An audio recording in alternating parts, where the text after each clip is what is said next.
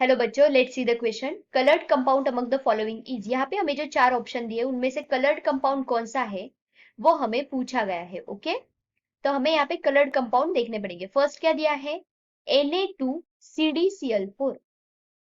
Na2CdCl4 मतलब यहाँ पे हमें कैडमियम की ऑक्सीडेशन स्टेट पता होनी चाहिए। कैसे निकालेंगे? ये Na, इस Na2 के वजह से यहाँ पे आ जाएगा 2 माइनस चार्ज। क्यों? क्योंकि इसको अगर सेपरेट लिखे तो कैसे आएगा? 2Na plus plus CdCl4 2 minus, इस प्रकार से ये आएगा। ओके, तो इसके वजह से यहाँ पे 2 माइनस आ गया, तो इसका ऑक्सीडेशन स्टेट क्या आएगा? Cd का आएगा X।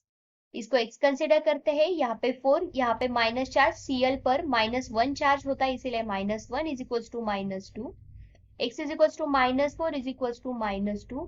X will be -2 plus 4, so here cadmium will be in +2 oxidation state।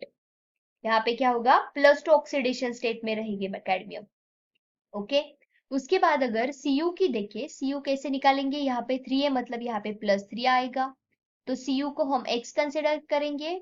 ये 4, Cn पर होगा -1 चार्ज इज इक्वल टू यहाँ पे -3 आएगा। C पर K पर होता है +3, तो यहाँ पे आएगा -3। -3 X -4 is equal to -3। X is equal to -3 plus 4 will be X is equal to X मतलब यहाँ पे क्या था? Copper will be in +1 form, तो यहाँ पे क्या आ जाएगा? Copper is in +1 form. उसके बाद हमें यहाँ पे CuCl4, यहाँ पे 2 है Na2 मतलब यहाँ पे आ जाएगा 2 माइनस, तो यहाँ पे कैसे हम निकाल सकते हैं?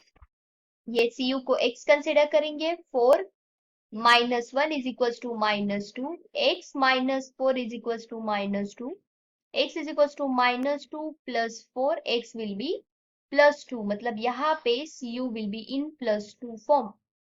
ओके, उसके बाद यहाँ पे दिया है CuCH3Cn Bf4। अब Bf4 पे होता है 1 minus charge, Bf4 will be minus, तो यहाँ पे आ जाएगा CuCH3Cn4, यहाँ पे प्लस चार्ज आ जाएगा। ओके, तो ये Cu को लिखते हैं X और इस पर पूरा चार्ज होता है 0, तो यहाँ पे 0 और यहाँ पे आ जाएगा +1 इज इक्वल टू +1, तो यहाँ पे X कितना आएगा? मतलब Cu पे चार्ज होगा +1, that is oxidation state of Cu is +1। Fine, अब हमें क्या करना है? सबके डी ट्रांजिशन दिखाने हैं। डी ट्रांजिशन क्यों दिखाने हैं? क्योंकि जब भी कोई कलर्ड कंपाउंड होता है, वो कलर्ड कंपाउंड क्यों शो करता है? क्योंकि उसमें डी ट्रांजिशन होता है। अब आप बोलेंगे डी ट्रांजिशन क्या होता है? तो डी ट्रांजिशन मीन्स जब किसी में अनपेयर्ड इलेक्ट्रॉन होता है डी ऑर्बिटल में, डी ऑर्बिटल में जब कोई अनपेयर्ड इलेक्ट्रॉन प्रेजेंट होता है, अनपेयर्ड इलेक्ट्रॉन, तो उसमें डी ट्रांजिशन होता है and that is the reason it becomes coloured compound. Fine, तो यहाँ पे कैडमियम +2 में है। कैडमियम का हमें पता है एटॉमिक नंबर, इसका इलेक्ट्रॉनिक कॉन्फ़िगरेशन है क्रिप्टॉन 4d10 5s2। ओके, तो Cd2+ के फॉर्म में कितना आएगा? Here will be krypton 4d10। अब यहाँ पे है 4d10 मतलब ये पूरे फिल है डी ऑर्बिटल, राइट है? मतलब यहाँ पे इस प्रकार से अगर लिखे, यदि आ जाएगा 1 2 3 4 5 6 7 8 9 10, मतलब यहाँ अनपेयर्ड इलेक्ट्रॉन है क्या? नहीं, मतलब ये कलर्ड नहीं है, दिस इज कलरलेस। उसके बाद Cu+, यहाँ पे Cu अगर 1+ में है, कॉपर का हमने देखा है 29 इसका एटॉमिक नंबर है, तो यहाँ पे आ जाएगा एर्गॉन 3d10 4s1। Cu+1 के फॉर्म में कैसे आएगा? एर्गॉन 3d10।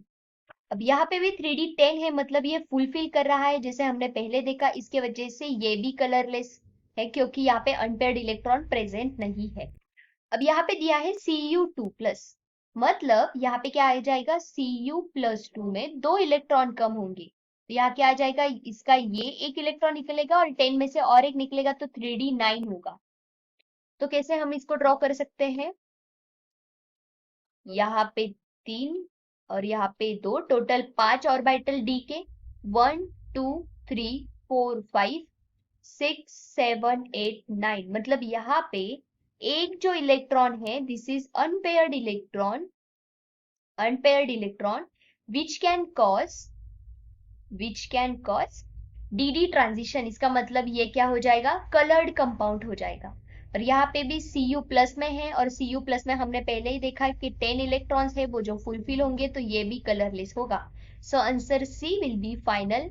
I hope you understood. Thank you so much. All the best.